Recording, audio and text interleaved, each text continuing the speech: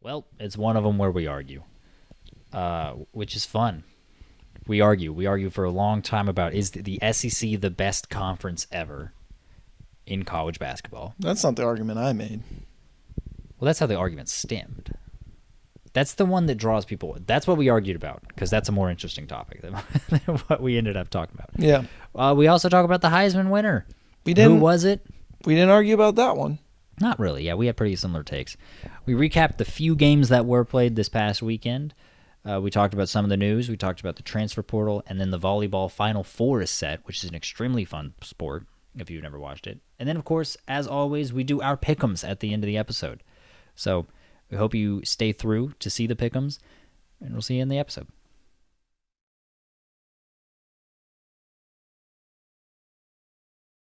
Hello, everybody. Welcome back to the College Town Podcast. Make sure you get prenups. Yeah. Uh, Well, unless you, to each their own. to each their own. Because I'm not going to get in trouble for supporting a prenup. I'm in a happy relationship right now. I'm not about to ruin that. You've been dating for what, less than a year? I'm happy. What can I say? You're fine to talk about prenups. Wait, can you get a prenup?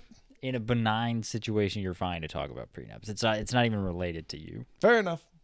I think you were overthinking that one. She watches these, so. Anyway, Travis Hunter won the Heisman. Travis Hunter did win Heisman. Not my first choice, but hey. No, he was my second choice. If we're being honest. Yeah, and good on him winning it. I understand where the voters came from. It's because he came from a Power 4 school. They're not going to give it to Boise. That's the only reason that Travis Hunter won.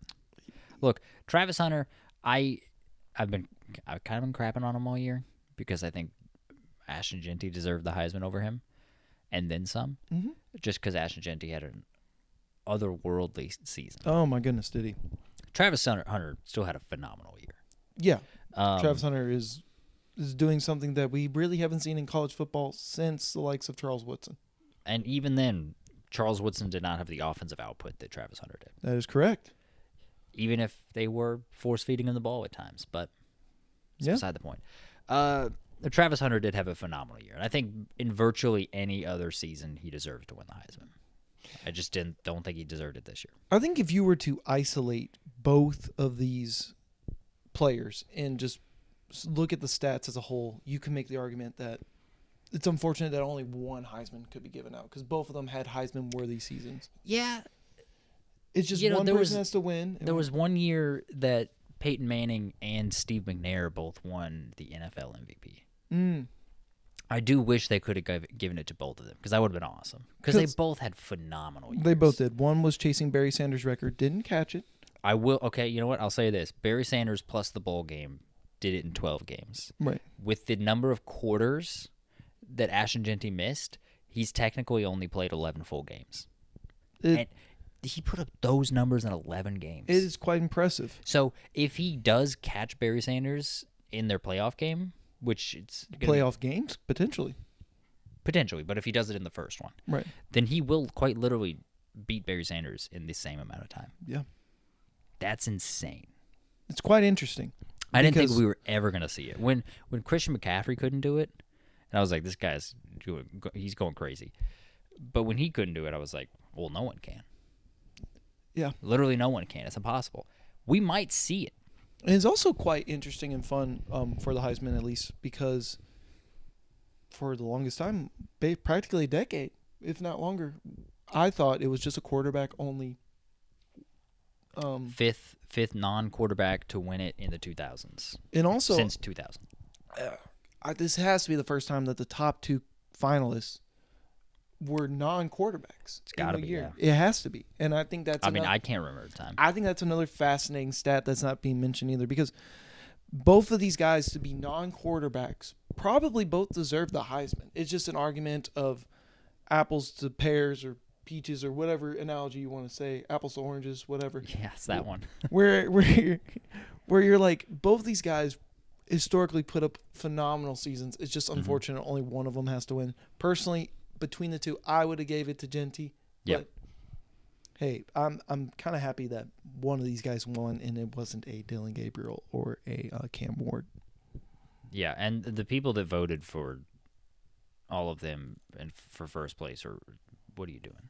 I saw someone say if you voted for anyone other than Ashton Jeanty or Travis Hunter, then you should get your vote revoked in the future. There wasn't that many. I think there was like close to 600-ish votes just below it. And there's a finite amount of number one votes for anyone besides. Well, there was like 50-something people that left the two of them off the ballot entirely. That is ridiculous. Yeah. I know someone voted for Penn State's tight end. He got a first-place vote. Okay, then. I think his name is Tyler Warren. Well, strip that Happy Valley voter. Yeah. But yeah.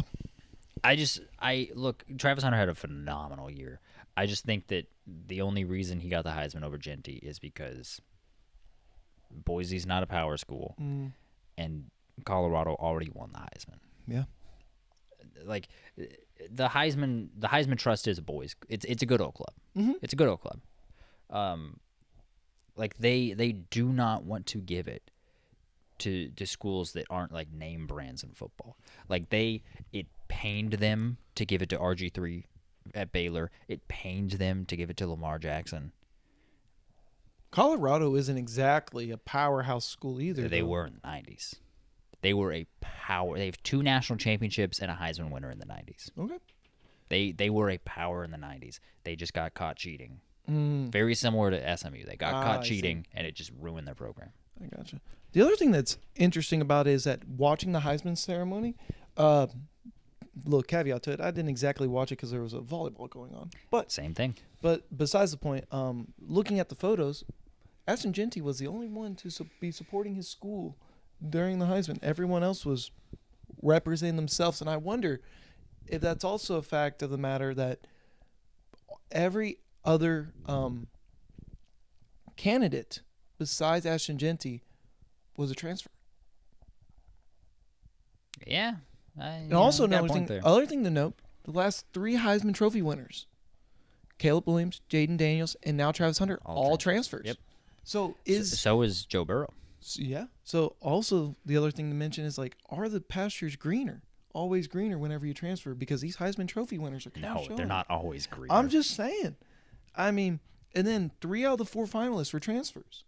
There's something to be said about trying to find a better fit for you, and then or also just a better program to where you're able to show your skills and highlight. I don't think that's the correct read of the situation. I think the correct read. I think it's fascinating. I think the correct read is that the schools with the most money and hype can get the best players. They can. That's the read I have. That's the takeaway I have. There's always greener pastures. It's that you're doing really, really well at Purdue. Great. Oregon's got more money. Hey. And they want you. Jacksonville State to Colorado. Then you had who was the other one? Cam Ward, Washington State to Miami. Is that where you went? Mm-hmm. Then you also actually Incarnate Word to Washington State to Miami. Yeah. The same thing with Dylan Gabriel. UCF to Oklahoma, then to Oregon. Mm-hmm.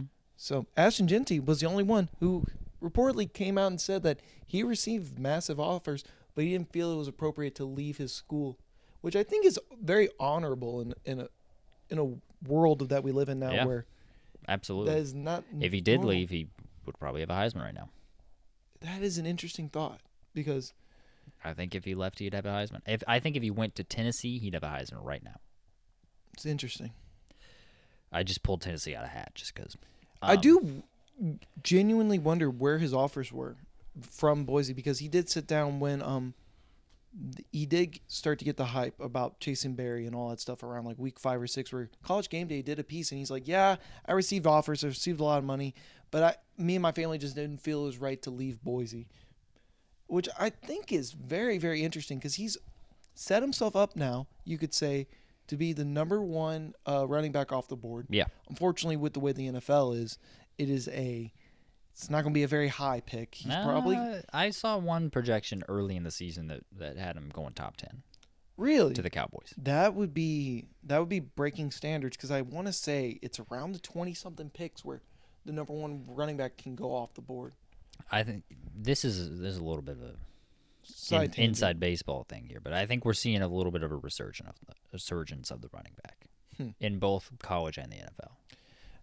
It's quite interesting where you have a sport now that's gone so pass heavy that do we just dial it back now to where we incorporate a running back that's so dominant?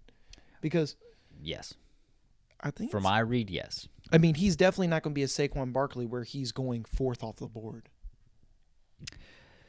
Probably not. Probably not. It depends on. I mean, every year it depends on like how the draft breaks out, like who gets to pick in what order. Yeah. You know, because like if none of the top 4 teams need quarterbacks, I don't know. Maybe they like it. Also, running back still does feel like a luxury position, even though its value is being restored. That like if you have a top 10 pick, you're probably like I think the reason the Cowboys were projected to pick him is because it's like you're not going to take a running back in the again we're a college show, but oh well, we're talking about football. Yeah, NFL. we're talking about football. If you're the Cowboys, you're okay taking a running back because you've had really, really good years in the past. Right. Dak Prescott just got hurt, and you were already kind of having a bad season before that. And so it's like, okay, well, if Dak Prescott comes back, we're going to get Ashton Jeanty. That's going to just revamp the offense completely. Right. That's my read on the situation. I just think, now, here's my take on the running back position and why I think it doesn't go so high. For the most part, there's far and few between. I mean, maybe kicker is another one as well, but even kicker is not as much. Running back is the only position that I can truly think of off the top of my head that you are kind of dependent on 5 or 6 guys in front of you to allow you to be successful. I mean, quarterback. That is true, too, to an extent. But I also feel like a quarterback's able to do certain things where it's like a running back is quite limited. Like you could have guys put up massive numbers because they have a great group of great offensive line in front of them that can give a good push. But then you could also have very, very, very good running backs behind very poor offensive lines that can still produce something. But then you mesh the two together and it's world beaters. Yeah. So, like right now we are seeing it with like the Lions are a very, very good offensive line. They have two very good running backs in my opinion. Same thing could be said for like the Eagles with Saquon Barkley putting up great numbers as well. Derrick Henry with the Ravens putting up really good numbers right now. Yeah, he is. Lamar was like 3 points off from having a perfect pass rating yesterday. I'm so upset. Yeah. Anyway, that's beside the point. No, but I mean, like, I truly think when you pair those two, it goes well. But then, like, Saquon is putting up world-beating numbers right now with the Eagles because he has a good line with him.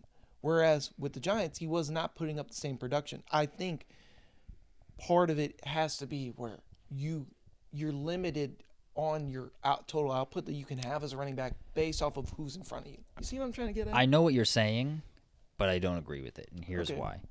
I think the entire offense is dependent on that offensive line. Quarterback, it's real hard to do anything if you every single play have 3 guys barreling your way. Yeah. Because your offensive line doesn't help. If you're a great receiver, doesn't matter. Quarterback can't get it to you if the offensive line sucks. Yeah.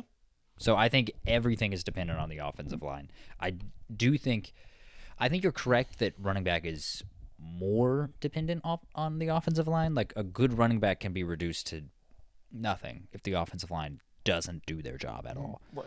But I think the entire offense is dependent on it. Mm. But I know what you're saying. I just don't fully agree. I got you. One last thing about Travis Hunter winning the Heisman. Yeah. I believe it was in his speech. Again, I didn't watch it because I was watching the same volleyball match.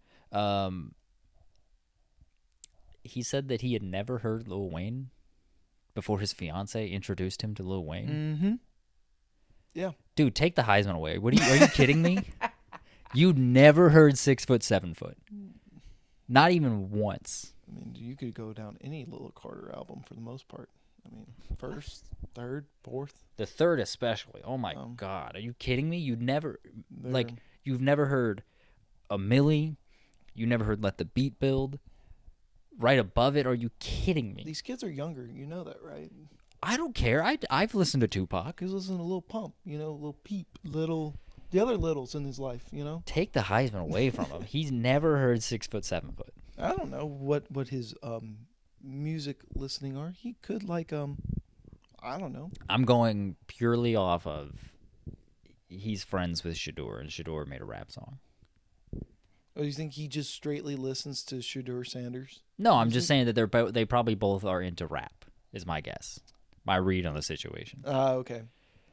You're psychoanalyzing Travis. Yeah. You never, ever heard of... Hey. You never heard of Lil Wayne before? He could be an Anne Murray fan. You never know. I don't even know who Anne Murray is. Spread your tiny wings and fly away. Never heard that song. Yeah, okay. It's a good song. But yeah. There was also football played. You want to talk about that? Wait, there was football that happened? Yeah. Oh, yeah, sure. We can talk about that. Rather than the FCS and Little Wayne. playoffs, a bowl game, and then the Thompson Cup, which is the Army-Navy game. Yeah. Let's talk about the Army-Navy game first. Well, surprise, surprise. I mean, yes and no. I mean, all these games are always close between Army and Navy. Not this one. You're right, but they're typically close. And also, Navy had an extra week to prepare for Army. They did. Because Army had to prepare for Tulane. They did. And they did a really good job preparing for Tulane. Mm-hmm. And I guess Navy just had an extra week. It's kind of funny in the way that you could argue that Army won the game that mattered, but it's also like it's the Army-Navy game. This game probably matters a ton as far as like bragging rights go. Yeah. So as far as like putting themselves in a better bowl, Army did the right thing in preparing for the right game. As far as like bragging rights for the armed forces and people associated with them, they didn't prepare for the right game. So what do you make of it? I think it highlights that Navy had a really good year. Yeah. Like I think that goes under the radar a little bit because now Navy's finished 9-3. It's a good year. What's Army 11-2? 11-2 now. Yeah. I don't know. It's actually, is it 11-2 or 11? They're 11-2. Or would it be 12-2? Because no, they're 11-2. Oh, so this is like one of their like regular season games. They Yes. don't play like an extra game. I gotcha. Okay, cool. Gotcha. I mean, yeah, I feel like that's the only take I have on it. Navy did a fantastic job shutting down Army's quarterback. Army's quarterback has been phenomenal all year long. He actually is tied with Ashton Jeanty for the most rushing touchdowns in the country at 29, which is crazy. The difference is that, Boise actually passes the ball. And so I feel like Army's quarterback's 29 touchdowns is not equivalent to Jeanty's 29 touchdowns, but, because, Army only runs the ball, essentially. They'll pass it, here and there. But they run the ball. I don't really have anything else to say about that. No, not really. Yeah, Navy was pretty dominant in the game. The other games, let's talk about the FCS playoffs. They were all duds this round. Yeah. So we said 1-8 made the quarterfinal. 1-4 made semifinal. And I was close. I predicted UC Davis to pull off the upset, and they did not. No. I picked Idaho to have that upset. They were not close. That was one of the biggest blowouts of the weekend. Incarnate Word and South Dakota State was actually the biggest blowout. I watched a little bit of that game, and it was not close. The closest game close. was 2 touchdowns, if that says anything about these scores. It was a terrible round. Last year, this round was fun. Yeah. And just this and year, it sucked. we both picked our one upset apiece. Didn't happen. No. I don't know. It's disappointing. So basically, you got in the semifinals. It's going to be Montana State versus South Dakota. Montana State versus South Dakota, and then the fun one, North Dakota State versus South Dakota There's State. a lot of states and a lot of Dakotas and Montanas. I'm getting confused here. I'm not personally. Let me tell you, it's a bunch of jumbled up words for me right now, and I got to see it clearly on paper. Yeah, and then also. South Alabama came back and beat Western Michigan. How about that? First bowl game of the year? In I think it was the Venture Bowl? No, the Veterans Bowl. Veterans Bowl in Alabama. Just wonder if that played a part. I think it absolutely did. There we go. Let's get to some other news. Let's talk about other bowls. Yeah. So the Independence Bowl. I saw this. Yeah. Marshall is dropping out of the Independence Bowl. Yeah. After a 9-3 regular season and a Sun Belt championship. Mm-hmm. They are dropping out of the Independence Bowl. They would be without their head coach, as well as pretty much 36 players have entered the portal. And if you look at the players, it's practically the entirety of the starting lineups. It is quite fascinating to see this. It's giving Kirk Signetti from JMU to Indiana, but instead this time, it's Marshall players leaving there going to Southern Miss. Yeah. So it's kind of weird to see a team or a head coach go from a 9-3 season, top of their conference, to then go to the bottom feeder of the conference in Southern Miss. I want to understand the head coaching decision to move there. The decision is that Marshall's head coach and the university were having a little bit of a feud. I was about to say, did he get fired mutually agreeing? He did not. It was nothing like that. He started to hate the school. And the administration, and he was like, I'm getting out of here any way I can. And he took the team with him, more or less. More or less, yeah. Which is interesting. Southern Miss actually has a solid history. They do. As a Group 5 school. Mm-hmm. They've got some Conference USA championships, I believe. They've got Brett Favre. Woo. I mean, it's a Hall of Famer. I know he's not a good guy, but he's a Hall of Famer. Yeah, we'll see where that court case goes. I don't think we have to wait and see. I've got a feeling how it's going to play out. My opinion on this is that, sure, you got 36 players entering the portal. There's 120 people on the roster. I think just play the game. I think it's a little bit more than that, though, because it's like, genuinely speaking, do they have a coaching staff? Like that. But every year there's like makeshift coaching staffs that like put together. I know. And every year there's a team that like all their players that enter the portal and they don't have a coach and they still win the bowl game. I understand what you're saying. At the same time, though, it's like from an administration standpoint, like sure you have 100 players on the roster. How many of those 120 have seen the field? Probably like 14 of them that are left from the 36 that transferred out. They were playing Army. They've still got the talent advantage. I understand what you're all saying here. At the same time, a little bit of devil's advocate, but also it's like I understand not playing the bowl game. Because it's like they genuinely, in some capacity, don't have a football team right now. In some capacity. Like, you can have 120 on the team, but how many of them 12 of them are backup quarterbacks that just are frat guys that said, yeah, I want to be on the team. You know? That's just a hypothetical. I don't think it's a lot. I don't think it is either, but I would argue it's zero. I wonder. Frat guys that just walked onto the team as a backup quarterback? That's not a thing. No. I know it's not a thing. But I'm just saying, like, it makes sense to me. Because if you don't have a coaching staff, you don't have players. Like, it's one thing if one of them goes. Like, it's one thing if coach leaves and, like, you still have guys for the game. But it's like, they really don't have either. But every single year there's a team like that. And every single year, actually not a team, every single year there's multiple teams like that. And every single year, one of those schools pulls off the win. And it's a crazy, like, fun upset. Last year, Syracuse played a bowl game. They quite literally did not have a single quarterback on their roster for the bowl game. They lost 40-0, but they still played. Also, they're playing Army. They're playing Army, who I don't care how many people transfer out of Marshall.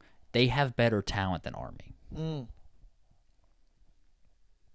So I'm very much not in favor. This is just Marshall dropping out because they don't want to lose. It's the administration. It's not the coaches. It's the administration dropping out because they don't want to lose, and I think it's cowardly. Anyway, Louisiana Tech is replacing them as Army's opponent in the Independence Bowl. Just out of curiosity, do you know? So there was the perfect number of 6-6 teams, or bowl eligible teams this year at 84. I believe it's 84. So no 5 and 7 teams prior to Louisiana Tech made a bowl game. They're the first one to make a bowl game. Do you know the reason behind picking which 5 and 7 teams get to go to bowl games? I'm going to take a wild guess and say it is the next best team within the conference of the team that drops out. No. Oh. I believe Louisiana Tech is in Conference USA. Oh. And Marshall was in the Sun Belt. Yeah. The reason that non-bowl eligible teams get picked is their APR, or academic progress report. Ooh, so it's the grades. Yes, it's grades. It's how many players. It's a combination of how many players on the team are on track to graduate, and how many of them, and what their GPAs are. Oh, interesting. I remember Kentucky one year didn't get it because they didn't have a good enough APR, and I thought it was hilarious. Well, Georgia wouldn't get it either, but No. Why go to class when you have a Benz? You know what I'm saying? Yeah, that's equivalent. Hey, doesn't mean I agree with it. But So Jimmy Sexton, man. Yeah. Jimmy Sexton. Marcus Freeman got an extension at Notre Dame. Yeah. Because they believed that the Bears were actually interested in Marcus Freeman, which is ridiculous. Give that man a raise. Jimmy Sexton or Marcus Freeman? Marcus Freeman's agent. That's Jimmy Sexton. Yeah. Look, he's rich. He doesn't need a raise. Sure he does. No, he doesn't. He got Marcus Freeman an extension. No, he doesn't. After they lost to Northern Illinois this year, who sucked. Northern Illinois does suck. And the fact of the matter is that they were able to still make it into the playoff, as they should have, as a one-loss team. But I think it just goes to show, like, if you're Freeman and you look at your schedule, you probably should have gone undefeated. Should be that 5 seed. Shouldn't have to be playing Georgia in the second round as a 7 seed. It's Georgia without their quarterback. I think it's just interesting because I wouldn't have done the extension. No, I mean we quite literally talked about this. Yeah. I like if Marcus Freeman had come up to me and be like, "Look, the Bears are interested," I'd be like, "Okay, Right. bye." I'm not. Enjoys the freezing lakes of Lake Michigan. Yeah, I'm calling his bluff, and if he actually leaves, the insane chance that he actually leaves, I'm getting a better coach than Marcus Freeman. I will say, enjoy the 2-hour drive over. Yeah, good for him though. He's getting a ton of money. Yeah, it'll be interesting to see. Also, I feel like Notre Dame felt obligated because year 3 for Notre Dame is kind of a historic Benchmark. year. Yeah, Extension or fire. Yes, There's no in between. kind of historical. Yes. It's almost like you should just give a 3-year contract and then. But you got to protect your assets and do a longer contract than an extend. I understand.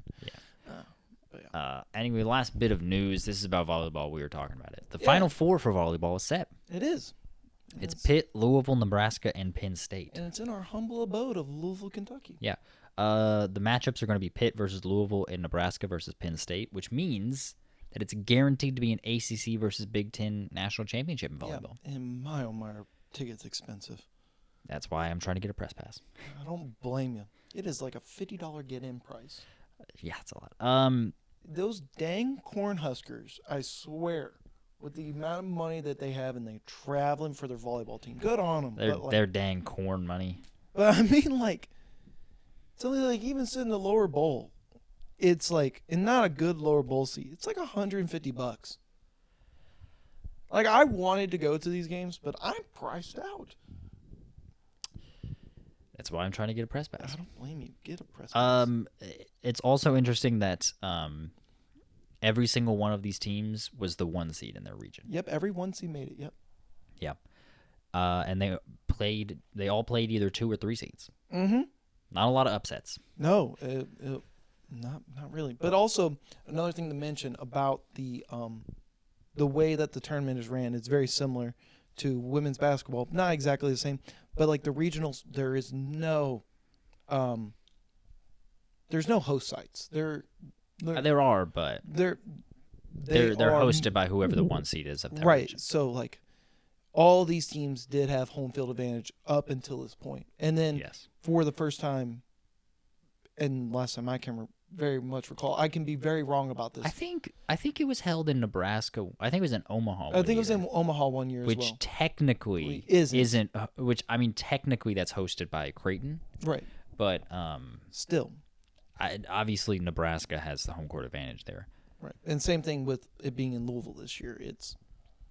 Technically it's not Louisville's home gym. Yeah, I think a couple years ago it was hosted, or 2 or 3 years ago, it was hosted in Omaha. Nebraska made the championship game, but then they lost to Wisconsin, which is ironic because Nebraska beat Wisconsin in the Elite Eight just the other night. It's very, very, very, very weird on how it works because I know for Louisville at least is that they play at L&N Arena is what it's called, on the on-campus arena. And then when they have a big enough game, like for example the Pittsburgh game that they had, or the Nebraska game earlier in the year, right? Louisville has lost to all these teams, by the way, in the regular season. Yeah, Louisville played Pitt at this venue, The KFC Yum Center. The KFC Yum Center, the day before Thanksgiving and lost. Yep. So I mean, like, there is something to be said about it's practically a rematch again, just with some Penn State and Nebraska fans watching as well. I mean, it is. All of these games are rematches. Yeah. Especially if Louisville beats Pitt. Has Pitt played Nebraska and Penn? That's the only one I don't know about. Pitt's played. I mean, they had a tough schedule this year. All right. All the top teams of volleyball had really tough schedules. So, the one last thing that I want to mention about this is that Louisville and Penn State both have female head coaches. No female head coach has ever won the national championship for women's volleyball. Interesting. Banana stat. The closest anyone has ever come is Danny Busboom Kelly of Louisville when she lost in the national championship match a couple years ago. Yeah. And was that to Nebraska? That was to Texas. Texas. Mm-hmm. Gotcha. I mean, it's a crazy stat. I don't get it. I don't understand how it's possible. But, oh well. That's volleyball. It's a ton of fun, in all honesty. I highly recommend watching it. Mm-hmm. Back onto football. Let's talk about the transfer portal. Sure, let's talk about it. So first off, this is a non-portal bit of news, but Luke Altmaier, who's Illinois' quarterback, he's returning for the 2025 year. That's unfortunate. Unfortunate for Luke Altmaier. Yeah, you're probably right. He probably didn't get good draft feedback. I think Luke Altmaier is a good quarterback. I think he's good. I definitely think. I think his ceiling in the NFL is probably a backup. Yeah, I but think so. I think he's really good at the college level. He's actually a transfer from a much bigger school. Oh, okay. I can't remember. I'm gonna look it up. But a much bigger school, you say? Oh yeah, bigger brand, like a Burrow going from like Ohio State to LSU. I mean, that's arguably same brands, but look at his careers. Yeah. Yeah, right there. Click on that. Over that. Oh, Ole Miss. That's what it was. Ole Miss. He transferred from Ole Miss. Gotcha.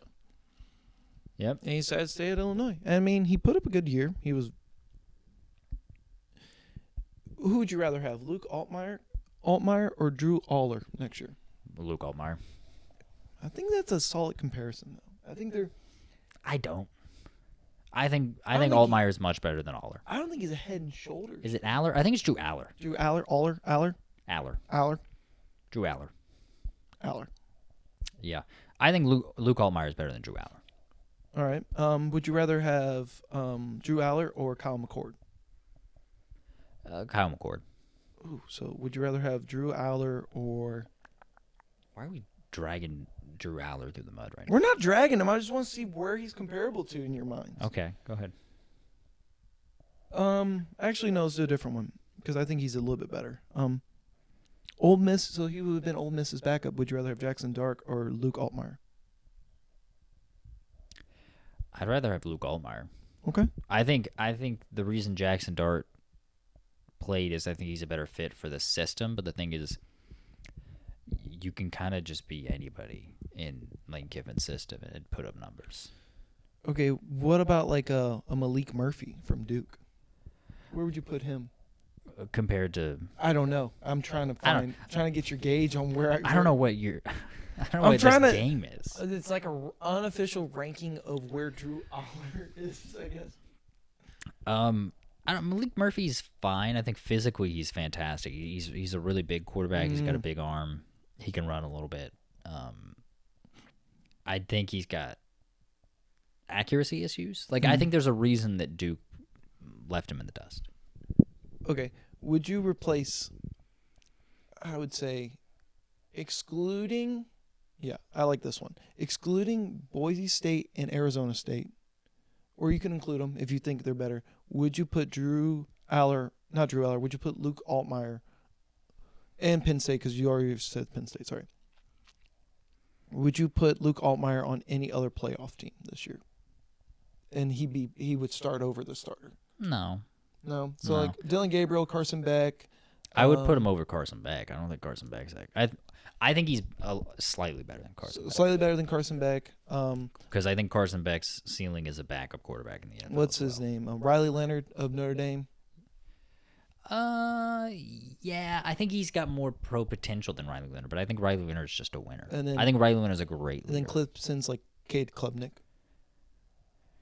Yeah, he's probably better than Cade Klubnik. Okay, I think that's a fair I'm assessment. pretty high on Luke Altmaier. I think he's good. I think that is an accurate assessment. Yeah. I would not put him over Quinn Ewers. I would not put him over Dylan Gabriel. Dylan Gabriel. Yeah. Who's SMU's quarterback? Kevin Jennings. I would not put him over Kevin Jennings. And then Indiana's quarterback, who's good. I can't. Curtis Rourke. Yep. I don't know. I think I might put him over Curtis Rourke. Curtis Rourke's good. I like Curtis Rourke, but I think I would take Altmaier. And I don't even know who Arizona State's quarterback is. It is Sam Pickett, I believe. He's a true freshman. Relation to Kenny? I don't think so. Mm. He's a true freshman, though. That's interesting. Arizona State's got a bright future. Ooh, bright. The Sun Devils. If they can keep him. Let's talk about the portal. Portal. It's swirling around. We wrote down some big names here that have decided to actually commit to a school. Jackson Arnold from Oklahoma is going to Auburn. Yeah, I feel the same way, but it's a big name. It's an Miller Moss, USC's quarterback, going to Louisville. Yeah, is that how you feel about it? If he does what he does in the Holiday Bowl last year, absolutely I want him. But if he does what he does this season, I don't want him. You know what I'm saying? It's like, which Miller Moss am I getting? Am I getting the one that torched Louisville in the bowl game? Or am I getting the one that got benched the last 3 games of the year? You know? Yeah. It's like... I will say USC did have a terrible offensive line. That doesn't help. Doesn't help. We don't have a great one either right now. A lot of graduating pieces. What? Yeah. I mean, potentially. Potentially 3 starters can come back for Louisville. Yeah, potentially great, potentially awful. But anyway. And then this one is not a quarterback, not even that big a name. I just think it's a phenomenal get. Dylan Thieneman. Where is he from? Transfers to Oregon. He's from Purdue. He was their safety. He was their leader in tackles. The last 2 years as a true freshman, as a true sophomore. My brain was still on like quarterbacks, and I was like, don't they have Dante Moore there? Like, Oregon does have Dante Moore. I was about to say, if they go and get a quarterback. Some people expect him to. I mean, I don't think it's a guarantee, but it's interesting. It's one of those where it's like, if you're a transferring quarterback, do you want to compete for a spot that you're transferring into? And then also, what does it say to the, for lack of better words, this backup incumbent to be starting quarterback if they're going out and getting a guy to compete with you? Is it friendly, good competition, or is it they don't believe in me? It depends on how much you're getting paid. Oh. You know, like the rumor is that what's his name? Arch Manning got paid $100,000 in NIL just to stay at Texas and be the backup. Yeah, that's the rumor. But the other rumor is that Arch Manning wasn't going to take any NIL money until he gained starting job. I think that was BS. I think he didn't start taking NIL money until Quinn Ewers got hurt, and then he's technically started, and then he could then take the money. I think that was BS. I think we were fed, and I believed a story that was just to make the Mannings look better, like the family, because they're like, oh, they do football the right way. He wasn't going to take NIL until he was in the starting role. It's like, okay, I don't think that's true. All right, because he got if reports are true, if they were to be believed, which I believe them, he got $100,000 to remain the backup at Texas. He apparently, the reason that he didn't announce that he was going to be in the college football game, like when everyone else did, and that eventually he was like, of course I'm in the game or whatever. There was a report that he tried to hold out and get more money from EA. And EA was like, dude, people are going to buy the game with you or without you. And then eventually he just caved and took whatever money they offered him. Which was a game in like some $1,000, $100. Probably like $1,000. Yeah. But yeah. So yeah, no. If you're Oregon, you bring in a quarterback. Then if you're Dante Moore, it will quite literally pay to just sit and wait. Yeah. I mean, there's also Dante Moore was what the number 3 quarterback in the class. He might be good enough to beat out whoever they could potentially bring in. It is an interesting one because, or it's a lot of interesting thoughts and movements because it's like, if you're Dan Lanning, you want what's best for the team. You're obviously going to want to bring in some guy, right? If you're Dante Moore, you obviously want the starting job and you want to beat out whoever is there, right? Yeah. As well as want the spot. But then also, like, if you're a transfer coming in, it's like, do you think you can beat out Dante Moore and compete at that level? And it's just a tenfold of, like, a lot of thoughts and emotions, you know? John Mateer officially entered the portal today. So we'll see. John Mateer, I was telling you, I think he's the best quarterback in the portal. He's very good. Led a Washington State team to a decent record. The 2 places he is rumored to have interest in are Oklahoma and Miami. That's a lot sunnier than Washington State. It sure is. Do you know what city Washington State is in Washington? Let me guess. The only one I can think of is like Spokane, but Washington's there, right? No, Washington, or UW, if you will. That's in Seattle. It's in Seattle? It's in Seattle. I guess Spokane then. It's not Spokane. That is where Gonzaga is. Spokane is kind of in the middle of the state. Right. Seattle is on the west coast. Yeah. Washington State is actually on the border of Canada? Idaho? Idaho, yeah. And it's in Pullman, Washington. Oh. And right across the border in Idaho from Pullman is Moscow, Idaho, which is where the University of Idaho is. So these 2 universities are actually right next to each other. I gotcha. Which is kind of crazy. But yeah, John Mateer, I think he's the best quarterback in the portal. 24/7 Sports seems to agree with me. Another interesting one was Luke Cromenhook. Hook? Sure. I don't know how to pronounce it. He's Florida State's quarterback. He was a very highly recruited quarterback. He was a true freshman this past year. He didn't play. He's entered the portal. Just out of curiosity, how many number of transfers has Florida State got? Because they do not have a decent class coming in. They have 3 incoming. They have 19 people leaving in the transfer portal. That's a decent amount. Big names include... actually, never mind. That's not a big name. That's just the dates of when they entered. No, I know. I'm just... Marvin Jones Jr. is a 4-star transfer. Luke Cromenhook is a 4-star quarterback transfer. Yeah, they've lost a good amount. It'll be interesting to see. And they did have one guy withdraw his name from the transfer portal. Okay. Omar Graham Jr. Oh. So good for Florida State there. I guess. Or maybe not, because they did go, what, 2 wins, 1 win this year? However many wins? 2. 2-10? Yeah. Shout out to Cal. Yeah. Shout out to Cal. I don't know. Is there anyone else you're keeping your eye out in the portal? Not really. I haven't really invested too much in the portal just now. I am more so focused on the basketball. I do love basketball. I've been watching some basketball. I've been watching a lot of basketball. Basketball's fantastic. There was a great week. There was a great slate of games. Great slate of games on Saturday, which helped because the football games kind of sucked. Yeah. I was watching those. I watched Marquette, Illinois. Very close game. Marquette. I don't think they played Illinois. They did play Illinois. Marquette played Illinois, won by 2, 66-64. Are you sure? I watched the game.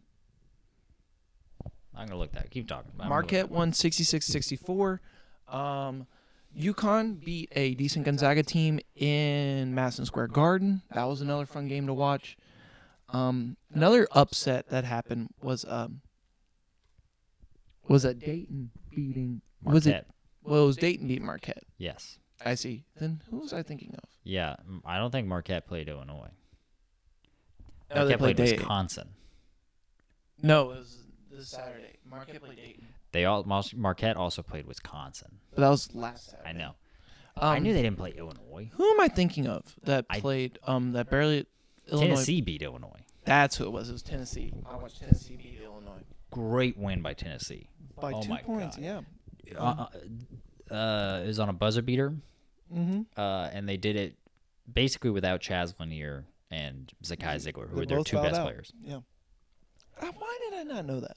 I don't know. Why am I losing my mind? I was like, I don't I was know. getting Dayton and Marquette confused with Tennessee, Illinois. But yeah, those are 3 really good matchups. Louisville and Kentucky played as well. I hate to say it, that was a really good game. Shout out to Lamont Butler. Shout out to Chucky Hepburn too.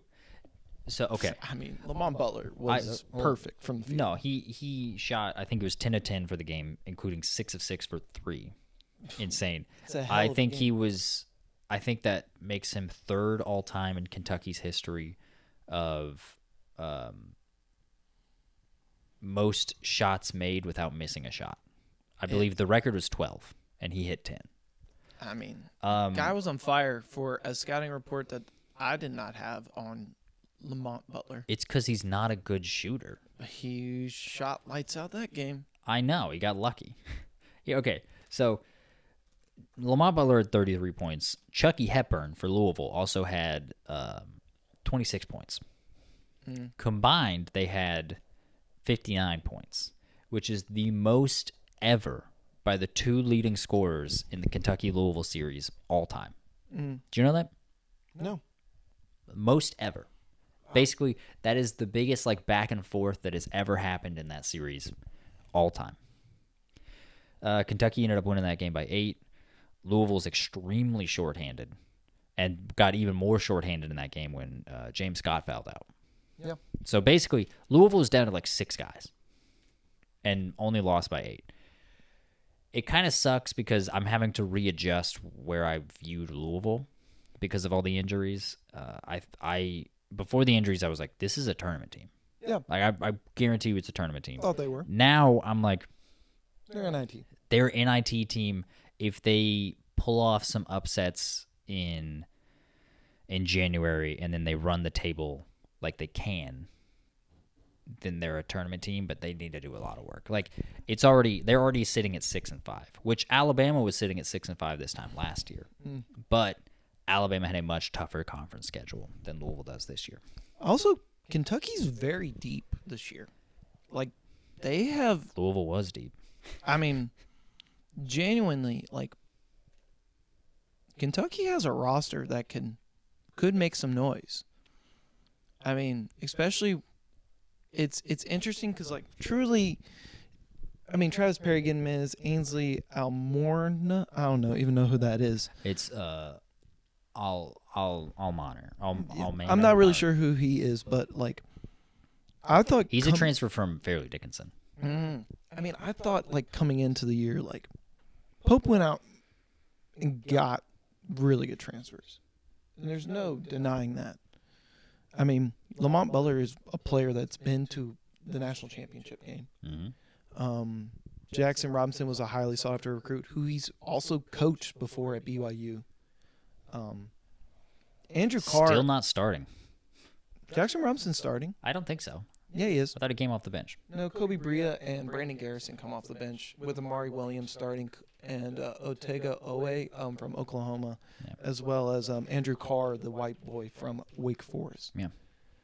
And then they also had that West Virginia recruit. I don't know if we've seen much of him. His name is Kirk Christie. I don't know. Kirk Christie, he's hurt. I about He broke to his say foot. he's got to be hurt. Yeah, he broke his foot.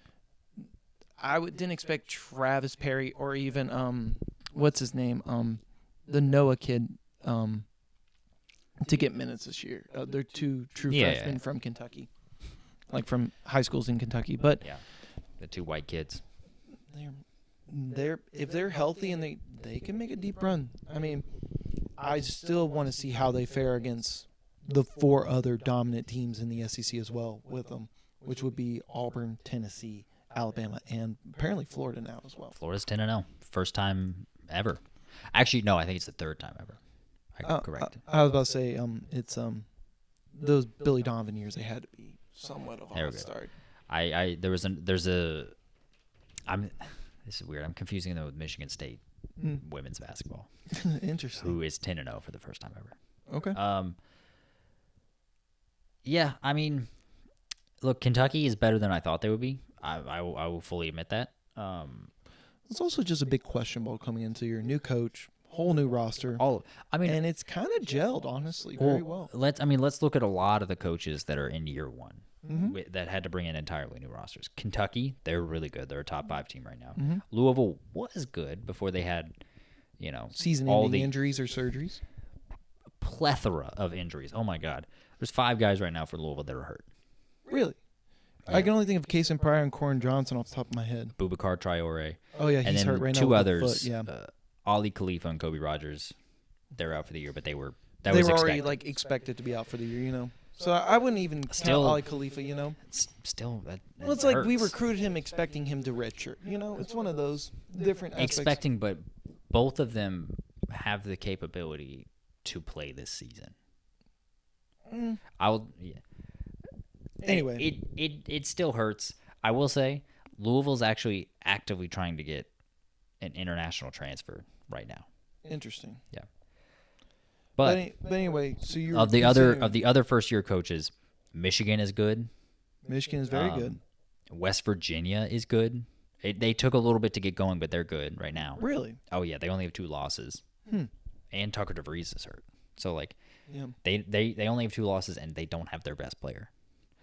Vandy is actually a solid team. Huh. It's the new age of the portal. We're seeing that you can go to a school and bring in an entirely new cast of characters and just be really good right away. Yeah. We saw that it happened at Iowa State with TJ Otzelberger. They won 2 years the game prior, and then the season prior, and then I said that backwards. They won 2 games the year prior. Yeah, and then brought in. And then they brought him in, and then they went to the Sweet 16 in his first season. And then if you want to talk about a team, I truly think right now they are the best team in the Big 12. They look good. They have the 6th man of the year, I think, right now in Curtis Jones. They look good. I mean, there was a part of me that was upset that Illinois lost to Tennessee because I was so ready to rank Iowa State number 1. Oh, because Iowa State's we're entering week 7 of college basketball. In our poll, we've already had 4 different number 1 teams. Right, makes sense. It's also just one of those where if you look at the very top, every team has kind of beaten every team in this round robin besides Tennessee at this current moment. Illinois was this close. I mean, you have Duke, right? Duke has 2 losses, right? But they beat Auburn. Yeah. That's Auburn's only loss. And then Iowa State lost to I can't think of Iowa State lost to Marquette, I believe. Yeah, Marquette. But then Marquette goes and they lose to Purdue. But then Purdue is not looking that great. And then Purdue's also lost to Texas A&M just now. And it's this whole round robin of these top teams in the front besides Tennessee at the moment. I still am not sold on A&M. I'm going to be honest. A&M, I think, is interesting. I definitely think that the 5 teams that we list in the SEC are in front of them. But man, oh man, is it a gauntlet. I think A&M is at the level of Arkansas right now. And Arkansas is ranked. I think Arkansas is – I have no faith in Arkansas. I think Arkansas is a tournament team. They're a tournament team. I have no faith in them whatsoever. I mean, I don't know what to truly expect from it. I mean, they are probably going to go a 500 in the SEC just because of who's in front of them. And it'd still be a tournament team. I want to bring up this argument. Sure. Because I've heard it said, and I think it's a little bit silly, but do you think that the SEC this year is the best conference ever? Ever? Yes. In a single season, the best conference ever. I mean, at the way it stands right now, off the top of my head, not even looking at anything, Tennessee's a ranked team, Auburn's a ranked team, Florida, Kentucky, Texas A&M, who am I forgetting there? Alabama, Arkansas. You can make some arguments for Missouri's just outside. I mean, you could make an argument that maybe 9 to 10 teams in the SEC probably could be ranked inside the top 25. That's one conference having Oklahoma's ranked right now. right. Texas has 2 losses, but Texas again, I don't is really interesting, believe in them. but also Texas is riding hard on a true freshman guard in Trey Johnson, who is going to be a top 5 pick. But if you look at it as a whole, like 10 teams could be ranked inside the top 25. I mean, that I don't know how big the conference is. Was it 16, 18? 16. 16? I mean, majority of the conference ranks inside the top 20. It's very, very hard to find a team like that, a conference like that. The last one I could think of is like maybe a Big 12 recently or like a Big East way back. Yeah. But, and then again, like off of a year sample size, because I can't really speak on the level of the Big East, I think that's a genuinely good argument to be made. That like the SEC could be like one of the best conferences of all time this year. I think it's my take on it is that it's too early to tell, because we quite literally we haven't seen what any of these teams have done in the tournament yet, because we're not even at the tournament. Oh, I don't even think it's like a tournament speaking per se, because it's like I think it has to involve the tournament. We've had the interconference battle already, right? And it's like the SEC went what? But you're not the same team in March that you are in December. No, but I'm saying right now as it stands, because we are in December, and I'm basing it off of December. Teams can get better. I'm not saying that. Guys can go on runs. Like last year, NC State made a run. Did I think they were a top team in the nation? No. Did they have them make a good run at the right time? Yes.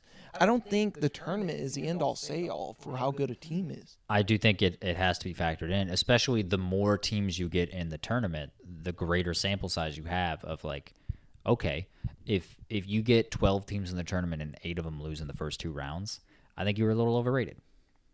Like, because it's kind of like last year. The SEC and Big 12 had 8 teams each. Yeah, as they should. I don't think either of those conferences had a Final Four team. And when the more teams you put in the tournament, I get that, yes, you're going to have more upsets because there are more teams, but also the more teams that you get in, the more statistically improbable it becomes that none of them make the Final Four. See, and only one of them made. Actually, no, I take it back. Alabama made the Final Four. I stand corrected. But it just becomes more and more improbable. I think you have to wait, because the SEC is going to get 10 teams in at least. I would say so, but at this moment in time. But I don't think it's fair to judge a conference and say, hey, this is a good conference, but they don't have one of the elite top 6 teams in the nation. Because that's truly what it takes to make it to the Final Four, more or less. You just mentioned like 4 or 5 teams that you believe are some of the top teams in the country. I truly believe at the moment in time, the way it stands, Final Four teams. I don't know about Florida yet, because the teams that they played in their their tournament, I forget what the name of it. They were playing like Wichita State and stuff. Like Florida hasn't been honestly, truly tested to my extent. Wichita State's not bad, but yeah. Right. One of those. But it's like Auburn's been tested. Tennessee has been kind of tested, not truly. Kentucky's been tested, and they've passed the test. Alabama's been tested. I truly think those 4 teams right there could be a Final Four team this year if they hit their strides correctly in March. Now, Florida, I don't know about. But then, like, to say, like Arkansas, I don't think has a shot in doubt to make the tournament to win the tournament this year. But they're going to make the tournament. Same with Arkansas.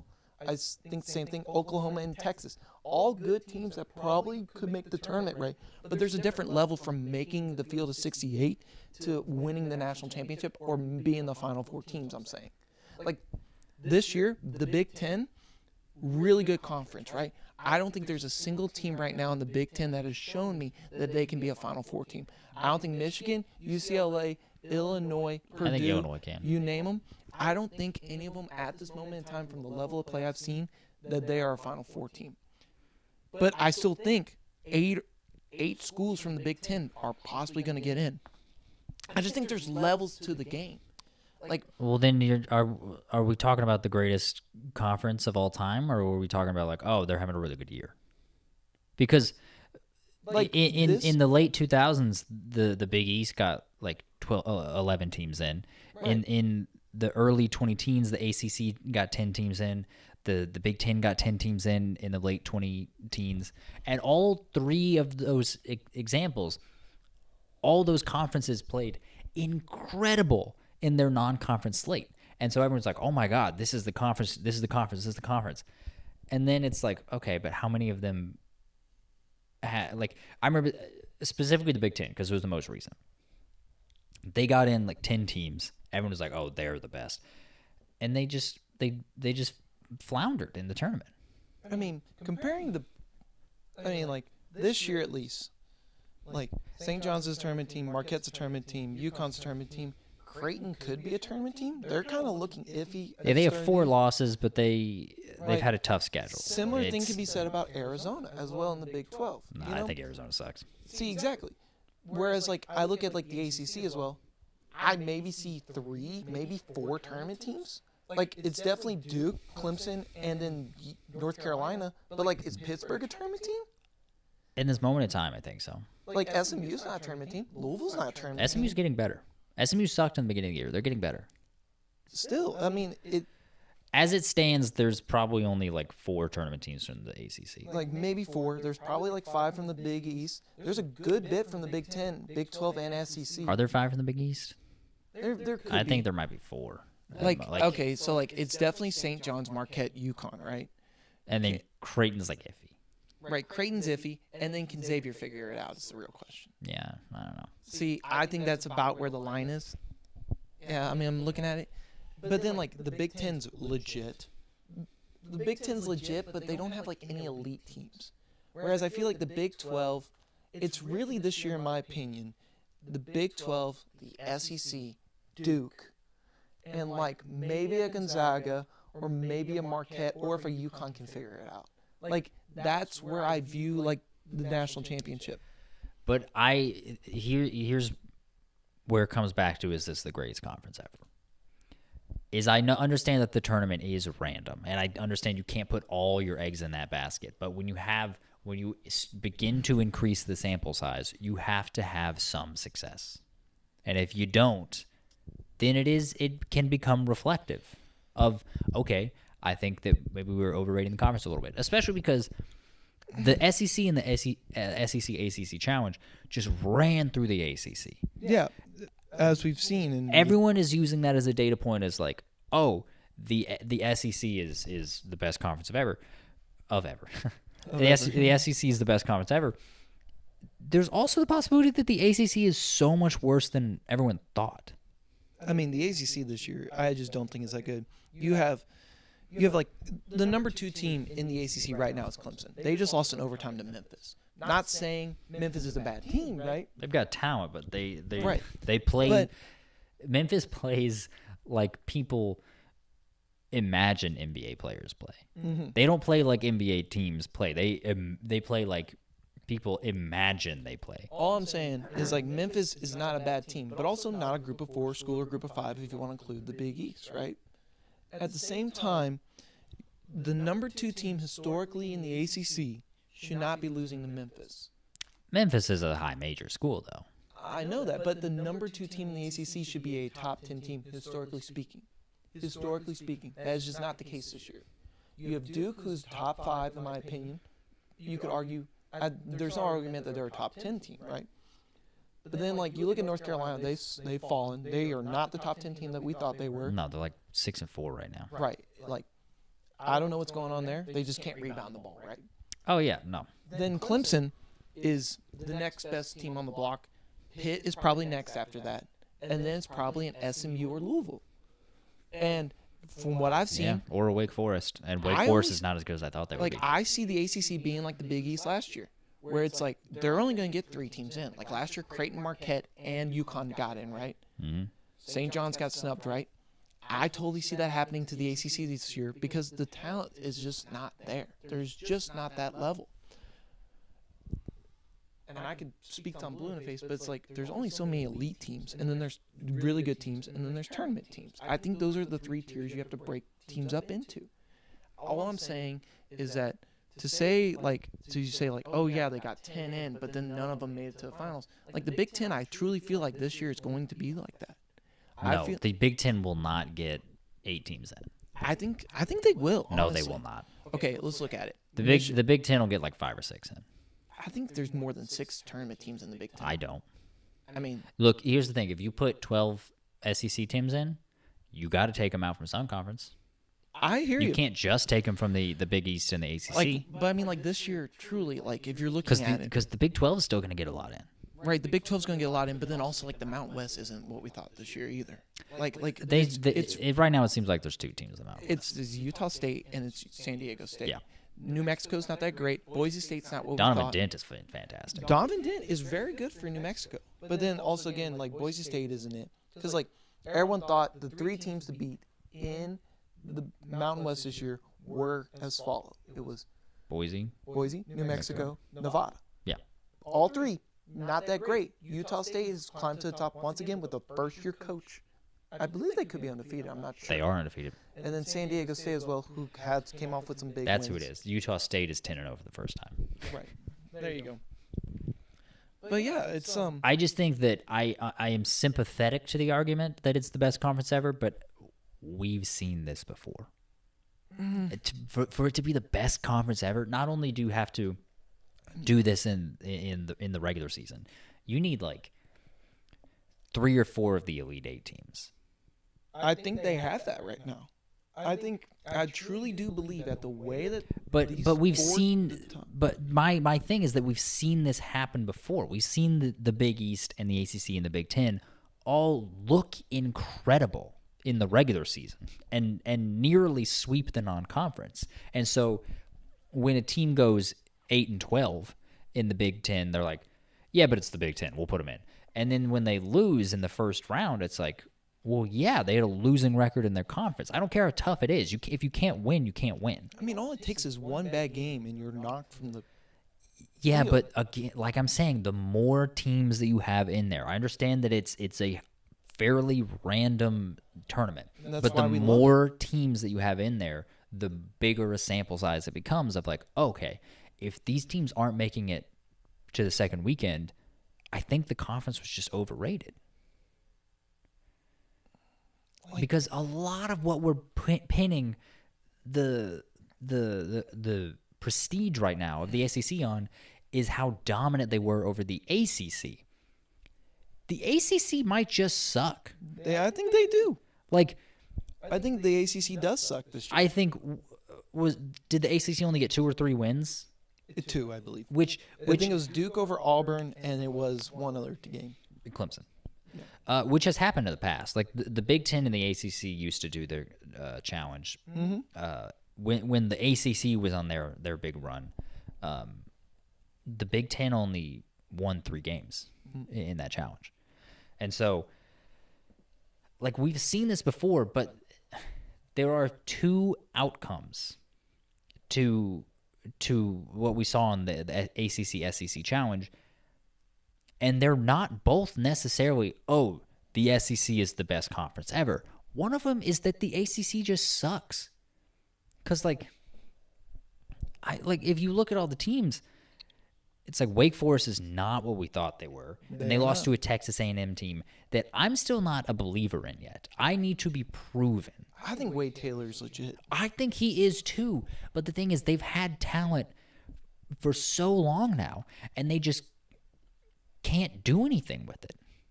They've had that core. They've had the core of that team for like 3 years now, Right. and they just can't make it to the second weekend. I don't think they're a second weekend team, but that doesn't mean Then that. I don't think that they're that good. But you're basically cutting down the sample size from like a tournament team to saying they have to be a top 16 team. You realize what you're saying, though. You're saying If you say that they're not good enough to make it to the Sweet 16, then they're not that good. they're not a top 16 team. Then they're not that good. But they're still a tournament team. That's where I'm saying you're moving the goalpost here. I'm not moving the goalpost. Well, you're saying like they weren't that good because they got X number of teams into the tournament, right? But then you're saying, well, they're not a top 16 team, so they couldn't have been that good of a conference. See, it's like No, I'm saying that about one team. No, but one's a field of 68. One's a field of 16. So, like, which one is That it? comes from that field of 68. Yeah, but which one is it? Are you saying that you have to how many teams are in the top 16, or are you saying how many teams have to be in the top 68? Because 10 teams can make a top 68. Right now, as far as it stands for the SEC, there's maybe only like 5 that can make a top 16. So, like, you have to cut it in half right there and say... I think it's an overrated conference. If you really have one of the best conferences and you truly feel like, oh, this is the best conference, bar none, you shouldn't, because also it's not like, oh, you're getting there's 68 teams and you're going to put a 10. It's not like they're getting 14 seeds and they're having to play a 3 seed. No. They're going. It's like last year when the SEC got 8 teams in. Only one of those teams was not ranked higher than the team they played, and so many of them lost in the first 2 rounds.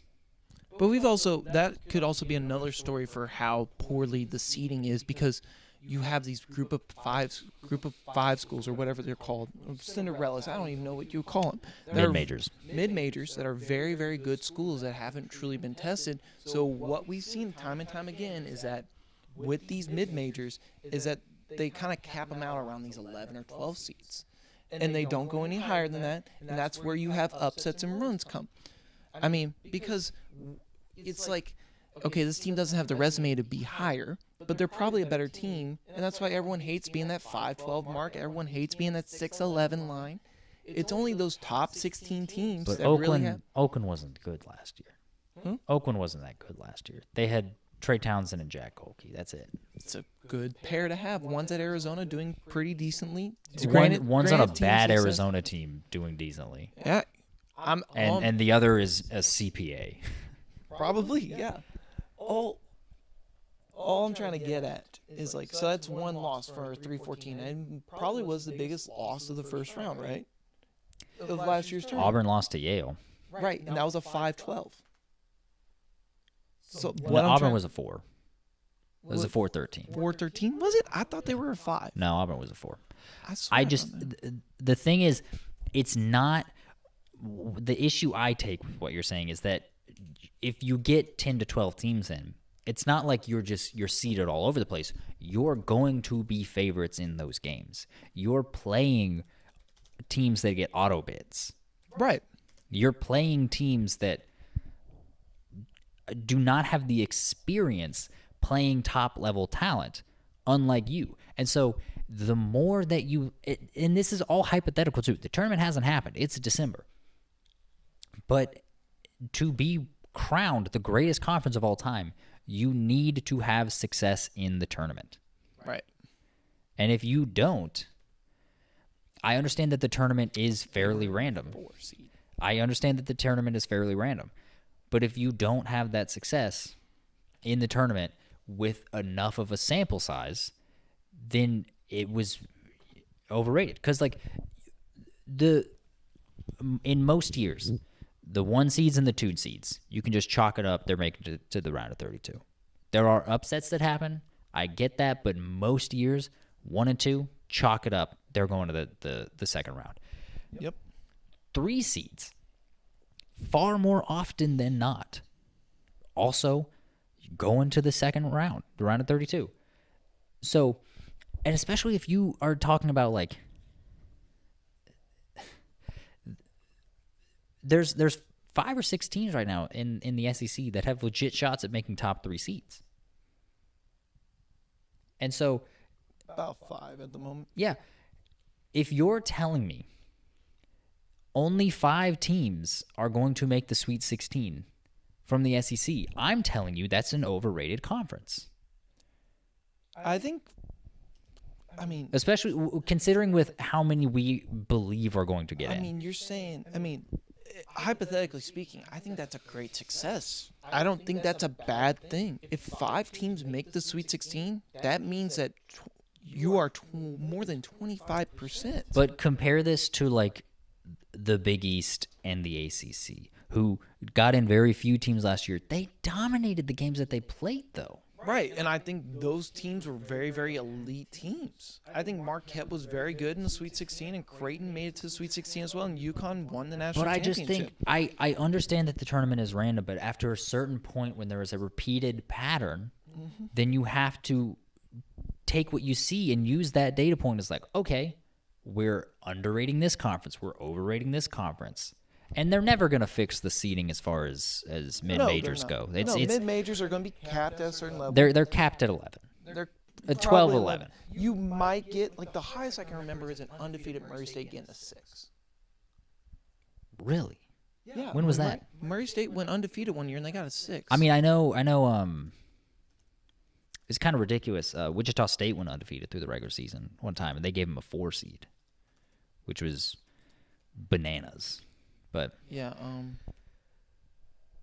I think when you see these patterns, 2012, that's crazy. 2012, and they gave them a NCAA bracket 4 seed or a 6 seed. I'm pretty sure it was a 6 seed, and they went undefeated. But it's like that's abhorrent. No. I understand. The thing I do like about March Madness as compared to other postseasons. Yeah, see, right here, Murray State. They went undefeated. And they had to play a 3 seed in round 2. That's a joke. I mean, it benefited us, but that's a joke. But then the other thing about it, though, is like they played a 3 seed and then they lost. So it's like, they played a 3 seed and lost by. They lost by 9. I mean, would you rather them be a 5 seed and then lose to the national champions? Like, you know what I'm saying? Like, or a Final Four team, not national champions, but you know, it's like make of it what you will. Like, I think it's very, very hard to make it to the second weekend, and it is hard, but the hard. more teams that you have in, the statistically the better chance you have. I mean, you can.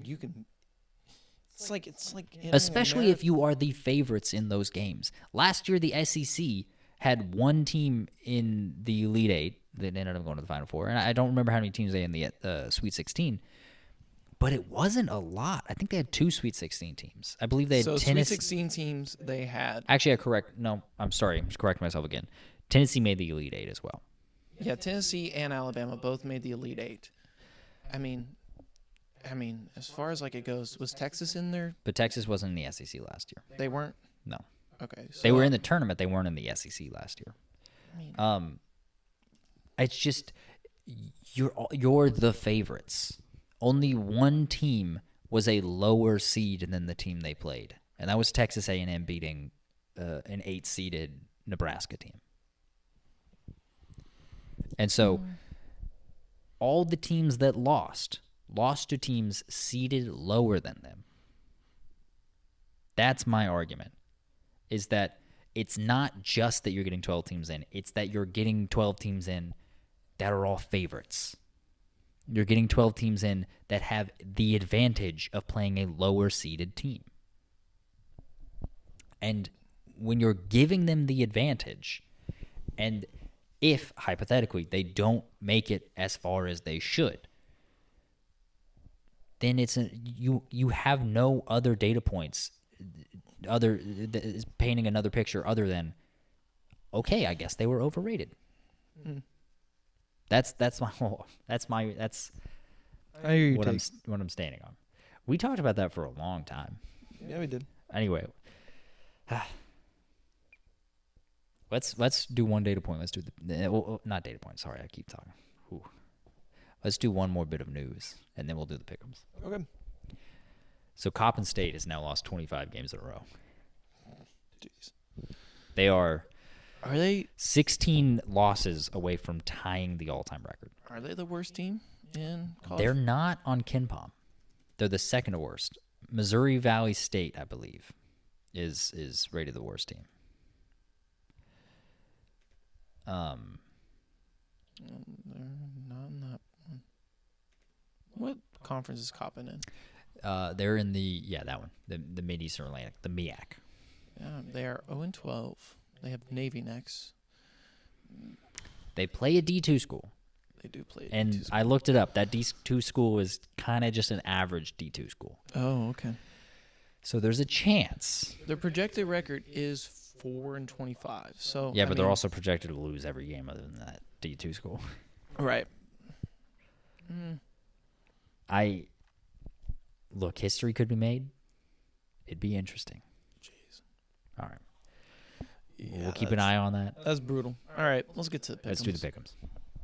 Okay. First game, we have Memphis versus West Virginia in the Frisco Bowl. Yep. That's going to be in Frisco, Texas. Frisco. I mean, I got Memphis. I got Memphis. Yeah. Are you surprised by that pick? No, I'm not. Do you know these are actually two of Louisville's rivals? Yeah. Yeah. Miss them. Good old Memphis State and West Virginia. All right, next up we have WKU and James Madison in the Boca Raton Bowl. Western plays the Boca Raton Bowl a lot. Yeah, they do. The two bowl games that Western plays a ton are the Boca Raton Bowl and the Bahamas Bowl. I think I'm gonna take James Madison. I was leaning there with you, but I'll go WKU. I mean, it's like I think James Madison plays in the much tougher conference. It's year one under Bob Chesney. That doesn't really mean much because I think Tyson Helton is kind of like an okay head coach. I just think Western wasn't as good as a lot of people expected him to be. Gotcha. All right, next up we have Cal versus UNLV in the LA Bowl. Yeah. I mean, I'm going UNLV. I'm going Cal. A Fernando Mendoza-less Cal. A Matthew Sluka-less UNLV. Yeah, they've been that way for a while. Yeah, I'm going with Cal. All right. Next up, we have Georgia Southern versus Sam Houston in the New Orleans Bowl. I'm going to go with Georgia Southern. I'm going with Sam Houston. Yeah, I mean, brother of Tyson Helton, Clay Helton, is Georgia Southern's head coach. Okay. They went 8-4. How about that? Yeah. We have Ohio versus Jacksonville State in the Cure Bowl. Mm-hmm. Two teams without a head coach. I know, right? Mm-hmm. They really like to pair that up, don't they? I don't think it's intentional. I think it just kind of happens. It's just kind of funny. Yeah. Where'd Ohio's coach go? He went to Charlotte. Mm-hmm. After doing really well at Ohio, went to Charlotte. I don't know, because I was like, oh, Rich Rod's at West Virginia now, so not Jacksonville State, but I'll go with Ohio, I guess. I feel like it's just an easier brand of football to be able to play without your head coach. I'm going to take Jacksonville State. Okay. Next up, we have the Gasparilla Bowl. We've picked every other game except for Memphis, West Virginia.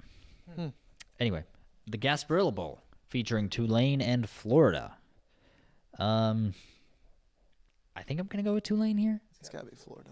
I'm going with Tulane just because... It's got to be Florida. I don't know. I think John Summerall's a really good coach. Okay. I know they lost their quarterback. The quarterback was really good, Dylan Mensa. I think I'm going to stick with Tulane. All right. Moving on to the playoff games. First one, we've got Indiana versus Notre Dame. This is the obligatory, the committee 100% put these teams together just for marketing purposes. It's a fun one. I will say it's still a fun matchup. It's an in-state rivalry, if you even want to call it a rivalry. Kind of, yeah. But it's an in-state matchup, and it's a fun one. I'm going to go with Notre Dame. See, I'm torn because, like, I think it's going to be close, but I'm going Notre Dame. it's like, do you take better coaching or do you take better talent here? And it's like, which one wins ball games? And it's like, at an elite level, talent definitely does it because you can have some. I mean, it really. I really want to pick Indiana, but also it's like it's in South Bend. I'll go Indiana. Why not? All right. Keep the train rolling of dissent. Next up, we have another playoff game, SMU versus Penn State. This is at Happy Valley. Look, I think SMU was underrated this year. I am going to pick Penn State. I'm picking Penn State. And here's my reasoning behind Penn State. Happy Valley is one of the toughest places to play. It is. Extremely tough. They've already said it's a whiteout, which That's place goes crazy when it's a whiteout. Also, SMU, I didn't notice this until it was pointed out in the ACC championship game. Mm-hmm. SMU has not played a game prior to the ACC championship where it was like genuinely cold. And that game was the first game that they played that it was cold. They dropped 3 passes in that game, which I know is not, it's not a crazy stat. But they only dropped 6 all year. Huh. and like College Station, I think it is. Mm-hmm. It's College Park. Okay. College Park, Pennsylvania. That's going to be a whole heck of a lot colder than Charlotte, North Carolina. Yeah. That's the biggest reason why I'm picking Penn State. I think the offense of SMU is going to be. I think they're going to be confused a little bit as to what's happening. They're like, why can't I feel my fingers? Okay. Moving on to some FCS playoffs. We've got South Dakota State versus North Dakota State. That's a real fun matchup. Mm-hmm. I think I'm going to go South Dakota State. It's like new school versus old school. It's like, who do you got? I'm with you. I'm going new. I'm going South Dakota State. Yeah, North Dakota State won this matchup in the regular season, but I don't know. I'm picking the revenge. All right. Next up, we have the other FCS playoff game: South Dakota versus Montana State. Montana State's just they're the best team. They're rolling. They're so good. Next up, we have Clemson versus Texas. This is another FBS playoff game. I was telling Sam before we started recording, this feels like a toss-up to me. I'm going to go with Texas because it is home field advantage for Texas, but Clemson has a very, very, very tough defensive line, and Texas's offensive line was destroyed by Georgia in the two matchups. Destroyed by Georgia. So I think this is a favorable matchup for Clemson. I think this is a toss-up. I think both of these teams are more similar than people want to admit. I'm going to go with Texas, though. I'm going with Texas. All right, next up we have the final FBS playoff game, Tennessee versus Ohio. It's in the shoe. Ohio State. Oh, that's right. You're right. That'd be Ohio confused State. with the other Ohio. Yeah, once Ohio plays Jacksonville, they're going to go and they're going to host Tennessee in a playoff game. I'm going Ohio State. I think the talent's there. I know people have concerns about Ryan Day, but I still think Ohio State on paper has so much talent that at home they should be able to get this done against a still a very good Tennessee team. I think it will be really interesting because the same thing with SMU. They're a team that plays in warm Dallas that's going to have to go to a very, very cold place, and it's going to be interesting to see how they react to the elements. Tennessee doesn't really – Tennessee's in the Sun Belt. Like, literally speaking, like geographically, they're in the Sun Belt, not the conference. And then all they ever have to do is go further south to play games. It'll be really interesting to see how they handle the weather in Columbus, Ohio. But Ohio State has a really beat-up offensive line. Tennessee has a great pass rush. And I saw early ticket sales. It's like 40% Tennessee fans. Ooh, that's interesting. I'm going to go with Tennessee to pull off the upset on the road. All right. And my, oh my, are the fans going to be calling for somebody's head? Yeah, they are. The AD, do you know the AD already came out and was like, Ryan Day is the coach next year? Yeah, it's interesting because there's a lot of people I know, especially after the Michigan game, a lot of people were calling for his head. I think the reports are true that none of the boosters want to pay the buyout. Could be. That could be why their hands are tied a little bit. But Ryan Day is also just starting to be seen as the coach as the one that can't win the big one. Yeah, kind of. So. All right, we got two more pick'ems left. We've got Coastal Carolina versus UTSA in the Myrtle Beach Bowl. I'm going to go with the UTSA. I just think they have the better coach. I would agree with you. I really don't know too much about these two teams. Coastal Carolina just destroyed Jacksonville State in week one, and then kind of fell off. They're like a 6-6 team now. Gotcha. And then finally, I guess it's our game of the week, the famous Idaho Potato Bowl. Played on the blue turf, we've got Northern Illinois versus Fresno State. I'm going Fresno State. Don't think Northern Illinois is that great of a team. I agree with you. I'm going to go with that. Did you know Fresno State just hired Zach Ince? Really? Who was the linebackers coach for USC, and a year ago was North Dakota State's head coach. Huh. So he went real fast from North Dakota State head coach to FBS head coach. As one does, being the powerhouse that he was there. Yeah. Well, I mean, he wasn't there for very long. He was only there for a couple years. Yeah, still. All right. That's our pick'ems. That's our show. I hope you enjoyed it, and we'll see you. Bye-bye.